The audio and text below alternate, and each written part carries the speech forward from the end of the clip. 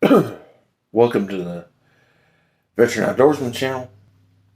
Today we're going to talk about one of the most iconic, if not the most iconic, autoloading shotguns to ever hit the market, whether in the United States or abroad. The brainchild and invention of John Moses Browning, who was a genius way beyond his years, and that is the Browning Auto 5. I was turkey hunting this morning with mine. Take this thing out. Clear. Safety on. The classic humpback Browning Auto 5. This is a Belgian. People will look at it, well, it's got Japanese wood on it. It does. See the safety there? Belgian Auto 5. Long recoil operated, meaning that when the shotgun is fired, the whole barrel recoils back, cycling the action. The bolt is locked into it. When it gets to the back, the bolt stays in place, the barrel goes forward, the shell ejects, then the bolt slams forward. Not an extremely fast action, but very reliable. There's friction rings inside of this on the outside of the magazine tube, hidden behind the stock, that can be set for light or heavy loads. Right now I've got it set for heavy loads because I was turkey hunting.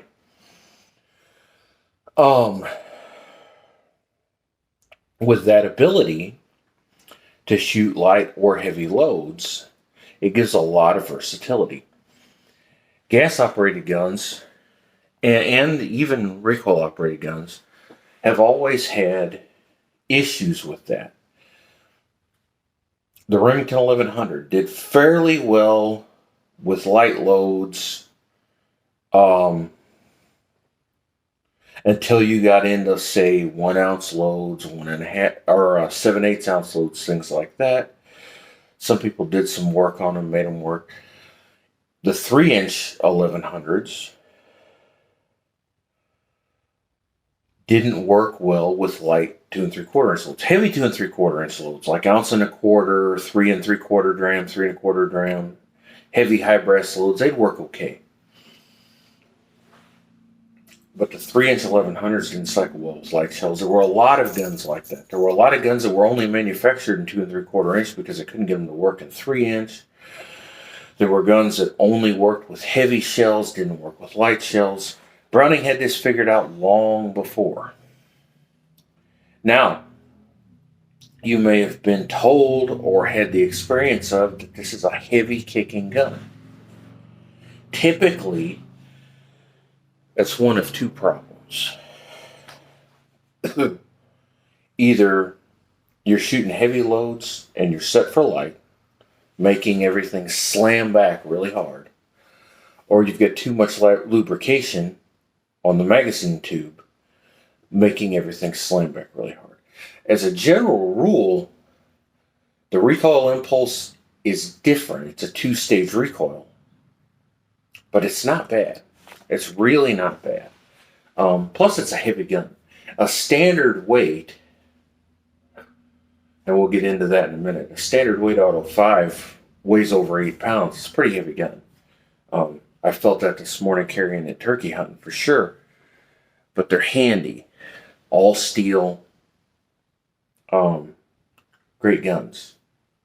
Now, in the old days, when this gun was manufactured, and we'll get into that,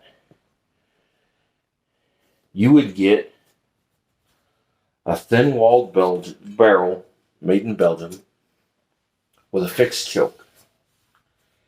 Typically,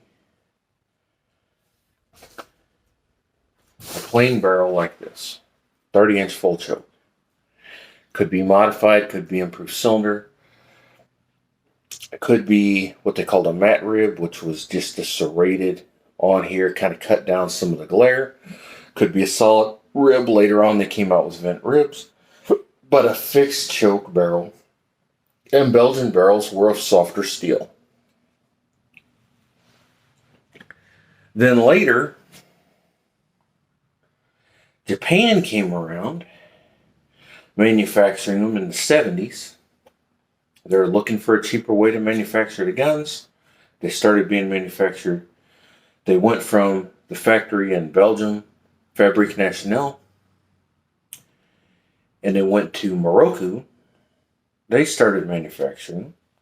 They made a slightly heavier barrel.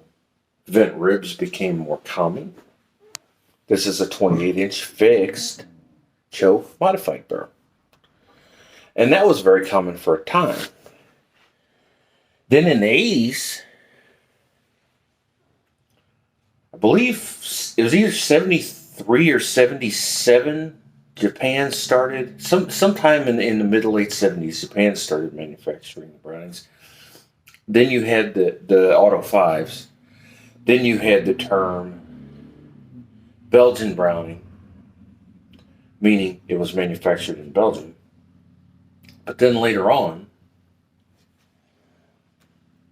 they started manufacturing them with either first Invector, which is identical to the wind chokes. Probably something to do with Browning and Winchester's conglomeration together, and now being owned by the same company. And then the Invector Plus. This one's an Invector Plus with screw and choke tubes. Now, there's a few things to know about these guns. These are iconic waterfall guns. They made them in several configurations. Talk about 12 gauge first. The 12 gauge Auto 5, the ones that you'll typically find will either be the light, the standard, or the Magnum. Different variations among them with special scrolling and things like that, but light, standard, or Magnum. The standard, which this is, had a few variations. I'm told the originals actually had a safety inside the trigger guard. But most early models have this safety. Many people call it a suicide safety. It's you push out, that's got a little button, pull in, out for fire, in for safe. A lot of people don't like that because they make the mistake. They keep their finger outside the trigger guard. They make the mistake. It can be a little confusing. They make mistakes pushing and pulling and whatnot. It can be a little confusing. You need to practice with it. Then there's a couple different cross bolts.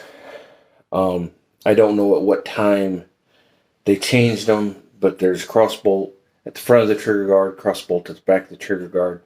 Either way, those are more sought after as far as people are more comfortable with them and whatnot. But the older Belgian guns are definitely more sought after, and they'll tend to have that older safety. The standard weight, somewhere around 8.5 pounds, depending on barrel length and whatnot. I've seen numbers as low as like 714. I've seen numbers as high as like 8 pounds and 13 ounces. It really depends on barrel length, probably the time of manufacture, different things like that. Really depends on what wood, how old the wood is, etc. But something over 8 pounds would be expected. Typically back then, you've got to think, this is before plastic wads. At the time these were manufactured, there were even black powder shells still out there. No wad or just a cardboard wad, something like that. The typical barrel would be this 30-inch full or even a 32-inch full. It was believed that the longer barrels gave better velocities, and with the black powder and slower burning smokeless powders and things at the time, that was probably true. And that would be used as an all around gun.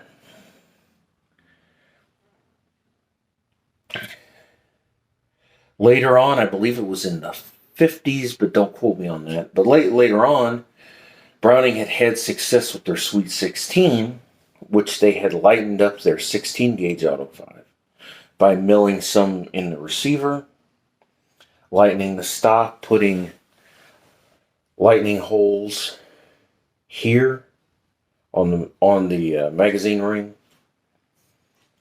and they took 5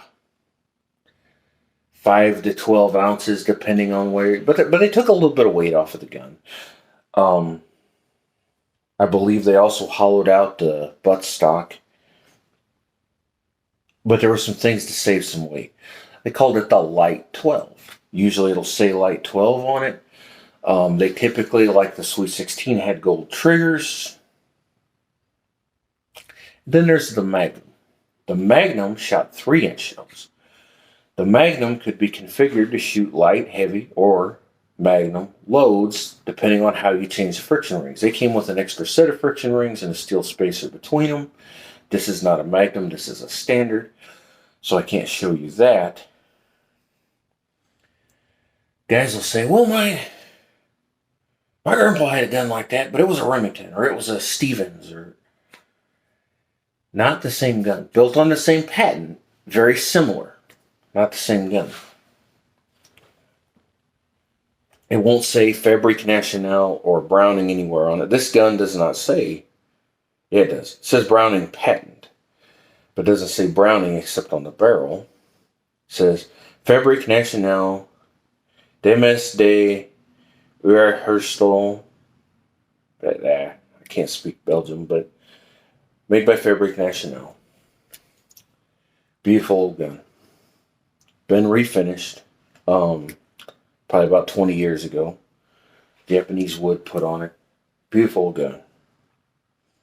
But anyway, they'll say things like that. Remington made the Model 11.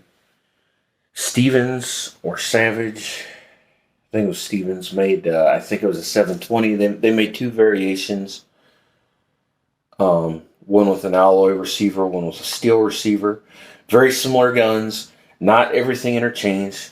The big thing that you can tell right off from a distance is they won't have the magazine disconnect. This allows you to eject the shell in the chamber and leave the magazine loaded. Could come in handy in different, these guns were manufactured over 100 years ago when it started. 1898 is when Browning got his first prototype built, from my understanding, somewhere around there. I've read varying accounts between 1902 and 1905 was when the manufacturing started, but well over 100 years ago was when these guns started being manufactured. Guys hunted for food. You may be out pheasant hunting or squirrel hunting or rabbit hunting and come across a deer. Eject that shell out, throw in some buckshot or a slug, sneak up on the deer and shoot it. That's kind of what it was designed for. You're duck hunting. There's some Canada's working way out. The old days of lead. Take out your high brass 6s, throw in some 4s or 2s, wait for the geese to come in. Things like that. That was kind of the thought process behind that magazine disconnect.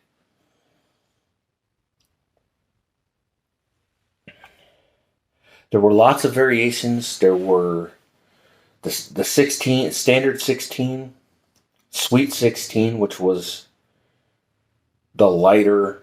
They milled the receiver some, did some things to lighten up the gun. I've got a little bit of experience with Sweet 16. They're really nice handling guns. The light 20s, Magnum 20. I believe they were only manufactured in 12, 16, and 20. But just classic old guns, very reliable guns. Heavy.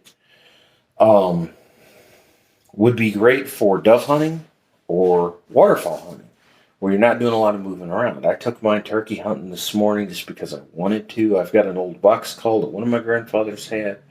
I've got this gun was my other grandfather's, and I wanted to take them both out and do some hunting with them. Heard some gobbling, didn't get a bird. That's fine. But just want to do some talking again about the old classic guns. I've got a few of them that I'll do some videos here coming up. Been a while since I posted a video. Some things you'll notice. The round knob, this is from Japanese wood, but a lot of guys would notice the first, when it went from Belgian to Japan, Brownings, they'd notice square knobs and whatnot. I'm told that all the Magnums had square knobs.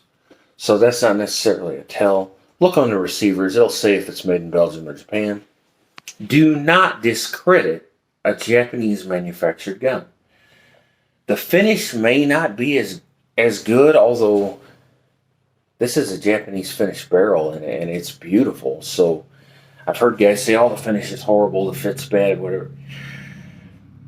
Not my experience. Belgian guns bring a premium price, but so do the Japanese now, since none of them have been manufactured in well over 20 years. The Japanese, great thing about them is many of them were manufactured with either Invector or Invector Plus choke tubes. They're good for steel shot. Some things to know about the Auto 5s. Browning will tell you that the old Belgian barrels should not fire steel shot. That also means that they shouldn't be used for other harder shots, such as heavy shot, TSS, etc. There'll be plenty of guys that say, I've got a 30-inch full Belgian Browning that I've shot thousands of steel shells and I've never had any issues. Then there's other guys say, I've had ribs separate, I've seen barrels bulge, etc. Not something I'd want to risk on a classic collectible firearm. They are not cheap, but you can find replacement barrels. This is a Japanese modified barrel. Again, Browning recommends against shooting steel shot even out of the Japanese fixed choke barrels, only to shoot it in the Invector or Invector Plus barrels. The Japanese barrels are made out of a stronger steel. With a modified or improved cylinder choke, many guys have had good success shooting steel shot. Do so at your own risk. But since most of these guns, early guns, had fixed chokes, etc., a lot of guys want to add some versatility. You may be able to find a 28-inch or 26-inch, whatever, fixed choke modified barrel, add some versatility. Be able to take it and do a few more things with it. If you don't mind the cost, they can be very expensive. I've seen them anywhere from $400 all the way to $800-900. A barrel with screw and choke tubes, such as this Invector Plus barrel, is definitely the best way to go. You want to take Grandpa's old gun out and take a waterfowl hunting, or even today, dove hunting. Many public lands require steel shot for doves. Find a barrel with screw and chokes. Find one with factory screw and chokes. Many guys took the old Japanese Belgian barrels, had thin wall choke tubes put in them. Your mileage may vary there, but Browning 100% says that you can shoot steel shot out of an Invector or Invector Plus barrel. They're a little beefier. They've got good steel. They were manufactured specifically for steel because they were manufactured when steel was required. Be a good option. I want to take this. I don't do a lot of duck hunting, but I'm going to do some early season teal hunting this year. I'm going to do some dove hunting. I'm going to take this gun. And some of the places I dove hunt, steel is going to be required. That's why I picked up this barrel. So that's some things to think about. Lots of barrels out there. Belgian barrels, Japanese barrels, Invector barrels, Invector Plus barrels, lots of choices. Lots of barrels out there that have polychokes, cuts compensators. If you want a beat up barrel to do a lot of different things with, a polychoke or cuts compensator barrel might not be a bad way to go. Look up how to set up your rings with a cuts compensator. It's a little different than the rest stuff.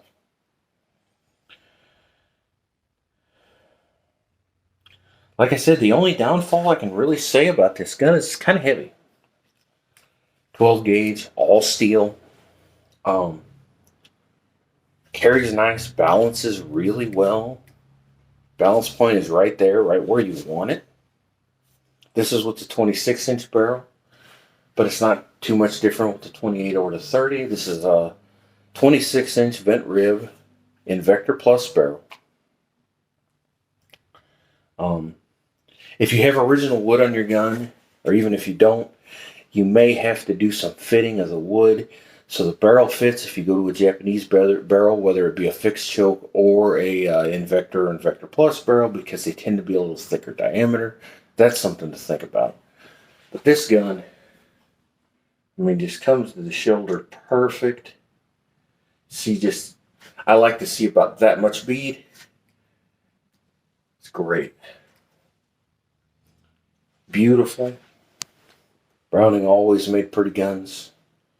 This is a plain model, doesn't have a lot of engraving, anything on it.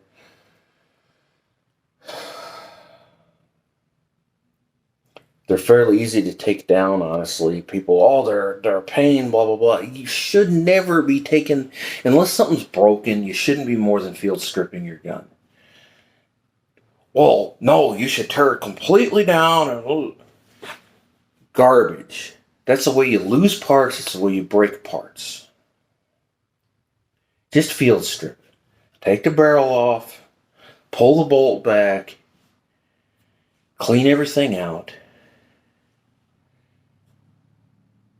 Maybe every 10, 15, 20 years you need to tear everything apart. Maybe if you dropped it in a mud puddle.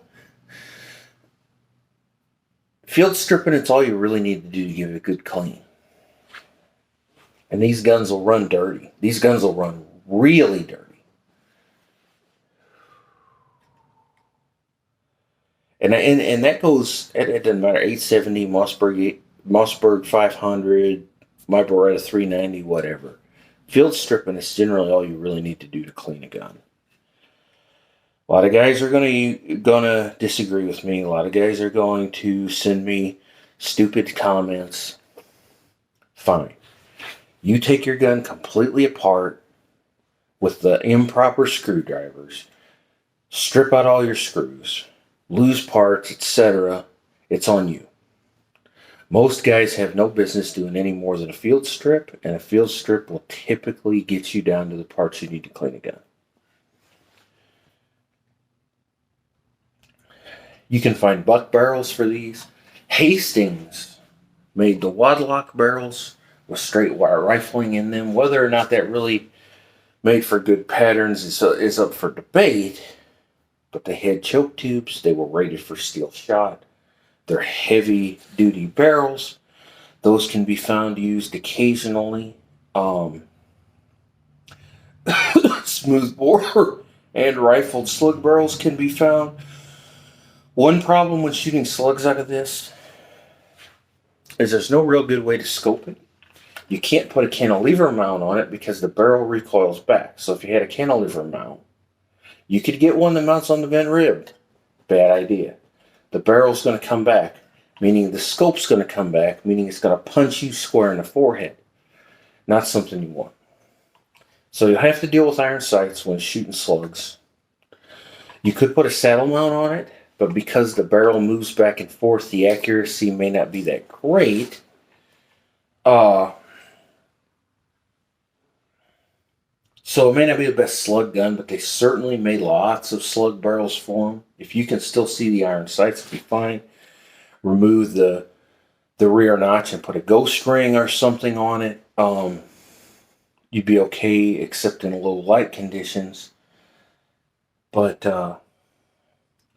for just a basic all-around gun, maybe a little heavy for you. But for waterfowl, for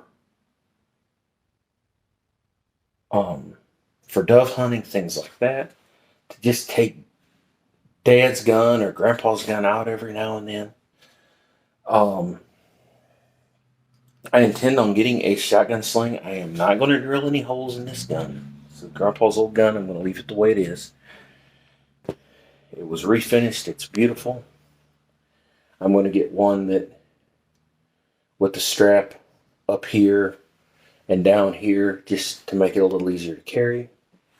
But it balances so well, it's really not bad. You do notice the extra weight, don't get me wrong. But it's really not bad. The main reason I noticed the extra weight is because the first day I carried a 20 gauge. The next day I carried this behemoth. Let's talk about the effectiveness of 2 3/4 inch shells, since most of these guns are 2 3/4 only.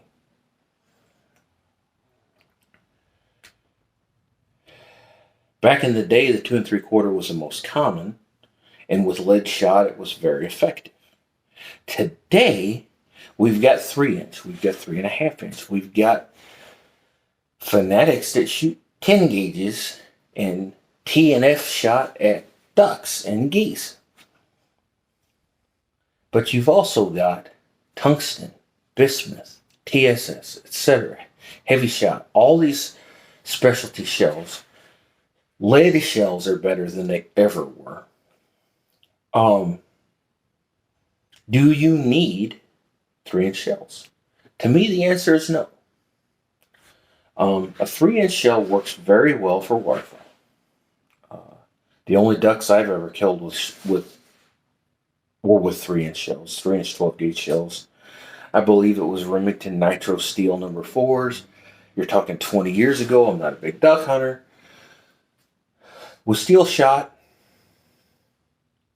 12-gauge or 3-inch shells give you a little more payload, a little more velocity. They can be good. But with the higher velocity steel shells available, even 2 3/4 can be very effective for ducks and even geese. For geese, I would probably go with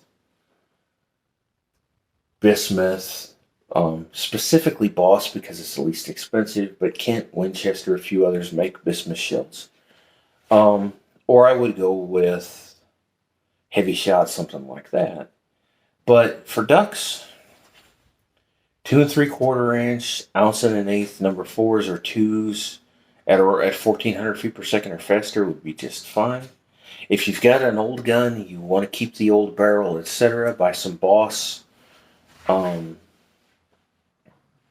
bismuth shells and shoot them out of your old fixed choke gun. No problem. 2 3/4 inch shell will work fine for turkeys, for ducks, for geese, with the right loads.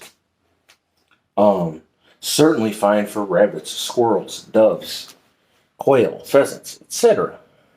And typically the standard for that fare.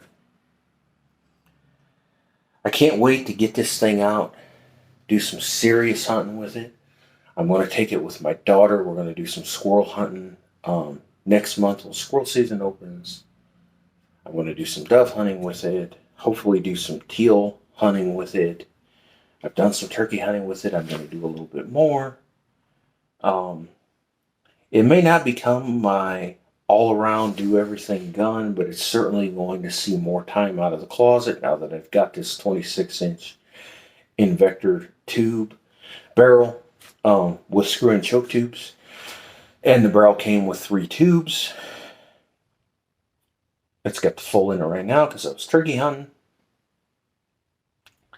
But don't let the fact that they're 2 3/4 inch chamber uh, keep you away from buying one. The Magnums would be great too, don't get me wrong. One thing to think about though, even the Japanese, these are highly sought after guns. The Japanese guns in the late 90s sold at Walmart for the mid fives. Now, a good condition gun, the cheapest you're going to find is $700 to $800. Not unusual for the higher condition Belgians to go for 12 to $1,500. So be prepared for a little sticker shock. But hey, that's still cheaper than the newer Benelli Super Black Eagles and things like that. It's a lot cooler looking gun. If you ask me, it's more reliable. But that's personal opinion. I love my Beretta though. My Beretta gas gun. That's the bee's knees. But one of the reasons I like it is because it's got that semi-humpback too. So let's just give it another quick once over and then we'll let you guys go. This one has a 26-inch barrel. I've got a 28 and a 30 laying there. This one has an Invector Plus 2. Something else to think about when you're buying different barrels for the guns, especially the older guns. You may have to go to a gunsmith and have them fitted slightly. You may have to fit the wood. You can do that yourself. But occasionally, especially I'm told with Japanese barrels, occasionally you have to do a little bit of fitting to get the action to cycle properly. Take it to a good gunsmith. Call up Art here in Missouri. Art's Gun Shop. Look at his videos, things like that. Call him up. He might even be able to walk you through it. But that may be something you have to do. Blued. They did make a stocker version, which was a matte finish with a synthetic stock. If you find a synthetic stock for it, that'd be great to save your wood. Most of them are going to come blued and walnut. Most of the earlier guns just had a hard butt pad. The Japanese guns had this nice soft rubber recoil pad. It's actually pretty good. Most of the guns are 2 3/4 inch, like I said. Safety's here. They are also made available at different times with cross bolts here and here.